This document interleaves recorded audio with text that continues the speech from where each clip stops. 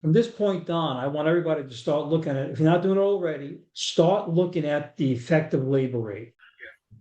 The important part about this is that we talked about how do we take this number, what do we do with it, how does this factor into our pricing strategy. So again, in our example, we came up with an effective labor cost of $37.95. All right. That's the loaded effective labor cost per billed hour based off their productivity and their loaded pay. So if we take a look at that and we take that number, we know that we want to have a 70% gross profit percentage. So once we know what this effective labor cost per billed hour is, we can divide that number by 0.3 to be able to figure out what our effective labor rate target should be.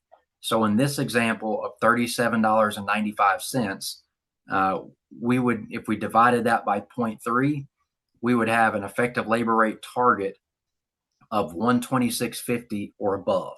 That means our lowest effective labor rate that we could have in the business would be 126.50.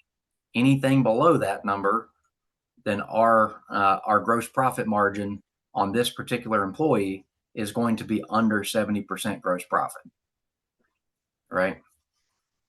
So very important that we understand this, because if we are trying to shoot for 70% or better on our GP, but these ratios are off between our effective labor costs and our effective labor rate, or if we've set everything up to be profitable off of our door rate, which is the mistake that we see a lot of clients make.